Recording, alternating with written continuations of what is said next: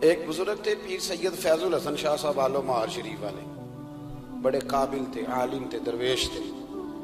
اگر آپ موبائل چھوڑ کے میری بات پہ توجہ کریں تو مجھے زیادہ خوشی ہوگی، اللہ تعالیٰ خیر کرے۔ یہ ویسے جس نے بنائے تھے اس نے لکھا نہیں تھا کہ ہر وقت ہاتھ میں ہی رکھنا، یہ اس نے نہیں کہا تھا۔ یہ ایجاد کرنے والے نے تھوڑی کہا تھا کہ یہ میں نے اس لیے بنایا کہ اس کو ہاتھ میں رکھنا، ہاتھ میں تسبیح رکھا کرے، یہ جیب میں رکھنے کے لیے، جب بجے تو باہر نکالے، مہربانی فرمائیں، اللہ کو جزائے خیر عطا فرمائے۔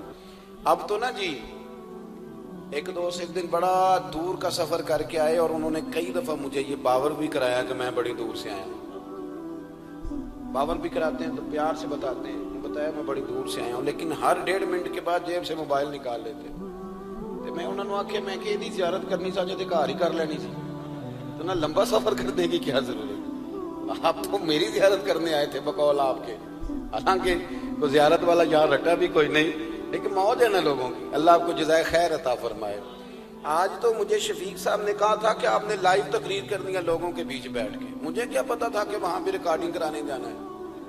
آپ مہربانی کریں، آج تو آمنے سامنے بیٹھے ہیں نا جی، اللہ تعالیٰ آپ کو جزائے خیر عطا فرمائے۔ چلو تھوڑا سا سامنے بیٹھ کے بھی بات، وہ کسی نے کہا تھا کہ اثر کرے نہ کرے سن تو لے میری فریاد، نہیں ہے داد کا طالب یہ بندہ آزاد۔ آپ میری بات پہ توجہ کریں گے۔ سید فیض الحسن شاہ صاحب آلو مہاروی رحمۃ اللہ علیہ، ان سے ایک بندے نے پوچھا کہ حضرت عائشہ صدیقہ افضل ہے کہ سیدہ فاطمہ الزہرا؟ تو آپ فرمانے لگے تجھے کیا مصیبت بنی ہے اس بحث میں پڑھنے کی؟ جو لوگ بڑے ہوتے ہیں وہ بڑے ہی ہوتے ہیں، جو بڑے ہوتے ہیں وہ۔ کہنے لگا جی آپ عالم کس بات کے ہیں، سوال کا جواب ہی نہیں دے رہے۔ فرمانے لگے چلو دے دیتے ہیں۔ حضرت پیر صاحب فرمانے لگے کہ عائشہ بیوی ہیں نبی پاک کی اور فاطمہ بیوی ہیں علی پاک کی۔ فرمانے لگے یہ جو علی کی بیوی ہے یہ نبی کی بیوی سے افضل نہیں ہو سکتی۔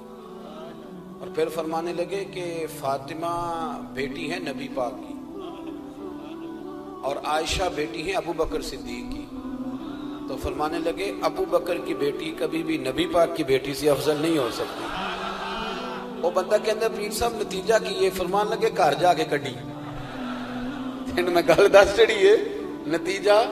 بھئی بڑے لوگ بڑے ہوتے ہیں، بڑے لوگ بڑے ہوتے ہیں، تو آپ بڑوں کے کو تولنے کیوں لگ گئے؟ آپ رشک دیکھیں کتنا ہے، وہ آپس میں رشک کر رہے ہیں، تم کہتے ہیں لڑائیاں کرتے تھے، وہ تو رشک کر رہے ہیں میرے بھائی، رشک۔ دیکھیں نا میرا دل کر رہا ہے آپ کو ایک خاص بات بھی عرض کروں۔ حضرت القول البدیع میں نا امام سخاوی نے لکھا ہے، ان کا ذرا آپس میں رشک دیکھیں کتنا ہے، حسد نہیں رشک۔ یہاں تو پیروں کی کرامتوں پر بھی پوری جناب وہ لڑائی چلتی ہے، پوری لڑائی کہ میرے پیر صاحب کی زیادہ ہے، وہ کہتا ہے میرے پیر صاحب کی زیادہ ہے۔ وہ خدا کا خوف کریں، پیر کی کرامت نہیں ہوتی، پیر کی استقامت ہوتی ہے، سنت شریعت پر پابندی ہوتی ہے، وہ جتنی زیادہ پابندی کرے اتنا زیادہ باعث سے کرامت ہے۔ حضرت سیدنا مولا علی شیر خدا فرماتے ہیں، امام سخاوی نے القول البدیع میں لکھا ہے، فرماتے ہیں کہ حضرت عمر کا زمانہ مبارکہ تھا، میرا بڑا ہی دل کر رہا تھا سرکار کی زیارت کروں۔ حضور کے وصال کو کافی سال بیت گئے، دل بڑا پریشان تھا، میں درود شریف پڑھتا پڑھتا سو گیا۔ میں نے خواب دیکھی کہ اللہ کے محبوب فجر کی جماعت کرا رہے ہیں، چر ہویا مینوں ترلے لیندیاں کدی موڑ میرے ول واگاں، جے خواب میری وچ ایک وار جے آویں میں ساری عمر نہ جاگاں۔ کہتے ہیں حضور نماز پڑھا رہے تھے فجر کی، 2 سورتیں سرکار نے پڑھی پر مزہ ہی بڑا ہی مزہ آیا، بڑا ہی مزہ۔ کہتے ہیں نماز مکمل کر کے نا تو سرکار نے صحابہ کی طرف رخ نور کیا تو ایک صحابی کھجوروں کا ٹوکرا لے کے آئے، یا رسول اللہ تازی کھجوریں پکیاں قبول کریں۔ حضور نے ایک کھجور اٹھائی، صاف کی، کھائی، باقی ایک صحابہ کو بانٹی۔ حضرت علی کہتے ہیں 15-16 صحابہ کے بعد میرا بھی نمبر لگا، کھجور کھائی، کھجور کا نہیں دست مصطفیٰ کا بڑا مزہ تھا۔ کہتے ہیں بڑا ہی مزہ آیا، ابھی میں کھجور کھا ہی رہا تھا کہ مسجد نبوی میں اذان ہو گئی۔ مولا علی فرماتے ہیں آنکھ کھل گئی، اٹھ میں گیا پر کھجور کا ذائقہ میرے منہ میں ابھی بھی موجود تھا۔ اب اس پر پورا باب باندھا ہے شاہ عبدالحق الہ آبادی نے، وہ کہتے ہیں کہ حضور جس کو خواب میں کچھ چیز دیتے ہیں وہ حقیقت میں بھی اسے دیتے ہیں، وہ خواب میں نہیں ہوتی، وہ حقیقت میں ہوتی ہے، پورا باب ہے۔ بہرحال عنوان پہ رہنا چاہتا ہوں۔ حضرت علی فرماتے ہیں میں اٹھا وضو کیا، سنت پڑھی، مسجد چلا گیا، جا کے صف میں بیٹھ گیا، عمر فاروق آئے جماعت کرانے، کہتے ہیں عمر نے نماز شروع کی تو مجھے جھٹکا تب لگا جب عمر نے بھی وہی سورت شروع کر دی جو خواب میں سرکار نے پہلی رکعت میں پڑھی۔ میں سمجھا اتفاق ہے، لیکن کہتے ہیں دوسرا جھٹکا جب لگا جب دوسری رکعت میں حضرت عمر نے وہ سورت پڑھی جو حضور نے خواب میں دوسری رکعت میں پڑھی تھی۔ کہتے ہیں میں اب بڑا پریشان ہوں کہ یہ بات کدھر کی کدھر جا رہی ہے۔ مولا علی شیر خدا فرماتے ہیں نماز مکمل ہوئی تو کھجوروں کا ٹوکرا بھی آ گیا۔ فرماتے ہیں اب تو میری حیرت کی حد نہ رہی، حضرت عمر نے ایک کھجور اٹھائی، صاف کی، کھائی، دوسرے صحابی کو، تیسرے کو، چوتھے کو، 15-16 صحابہ کو ملی، مجھے بھی دی۔ کہتے ہیں کھجور کھائی، مزہ بڑا آیا۔ حضور سے تو دوسری مانگنے کو دل کرتا تھا پر مانگی نہیں تھی، ادب تھا۔ عمر سے تو یرانہ تھا نا اپنا۔ ان کا رشک دیکھیں، آپس میں رشک دیکھیں، حسد نہیں، رشک۔ فرماتے ہیں یرانہ تھا نا، تو میں نے عمر سے کہا یار ذرا ایک کھجور اور دینا نا ذرا ایک کھجور۔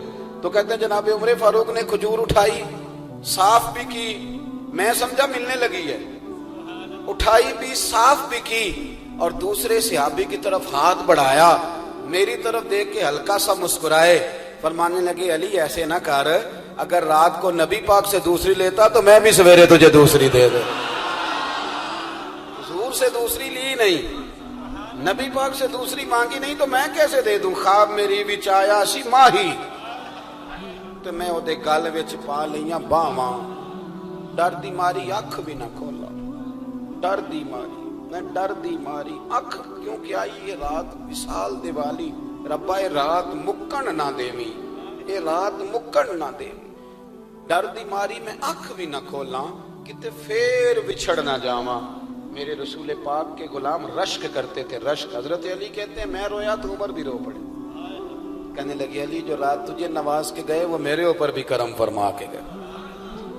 رشک کریں، خدا را چھوڑ دیں حسد کرنا، چھوڑ دیں ایک دوسرے سے جلنا۔ اب تو آپ یقین کریں دیندار لوگوں کا، اہل حق لوگوں کا جواب در جواب، جواب الجواب، اس طرح ہم نے الجھایا ہے چیزوں کو کہ نیا آنے والا آدمی کہتا ہے کہ دین کی اصل بات اصل میں بتا کون رہا ہے؟ تو میلہ لگ گیا ہے، کوئی کہانی سنا رہا ہے، کوئی بات کر رہا ہے، اس کو غلط کہہ رہا ہے، کوئی بندہ ایسا ہے ہی نہیں جو بالکل ٹھیک ہو۔ ہمارے حسد نے اتنی تباہی کر دی، کسی کے حق میں خیر والی بات نہیں۔ جب آپ حسد کریں گے تو بے سکون رہیں گے۔ دوسری بات یہ، بے سکون بندہ پتہ کون رہتا ہے؟ میں نے یہ بھی آیت پڑھی ہے، الا بذکر اللہ تطمئن القلوب۔ اللہ فرماتے ہیں یاد رکھو، خبردار ہو جاؤ، اللہ کا ذکر کرو گے تو دلوں میں چین ہو۔ پتہ ہے بے سکون کون رہتا ہے؟ جو نتیجہ اپنی مرضی کا مانگتا ہے۔ عقیدہ توحید اسلامی عقائد کی جان ہے۔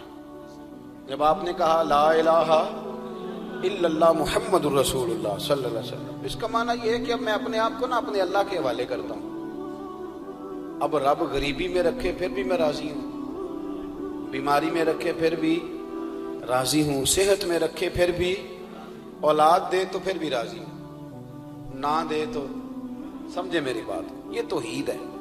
ہم نہ ٹھیک ہونا چاہتے ہیں۔ دوست اکثر آ کے کہتے ہیں کوئی وظیفہ بتائیں، طبیعت ٹھیک نہیں رہتی تو انہیں کہتے ہیں سورہ فاتحہ پڑھو، کہتے ہیں بڑی دیر سے پڑھ رہا ہوں پر شفا نہیں ہو رہی، تو میں کہتا ہوں پھر آپ اللہ کی رضا پہ راضی ہو جائیں، پھر اللہ کی رضا پہ راضی رہنا بھی تو سیکھو نا، راضی رہنا بھی تو سیکھو۔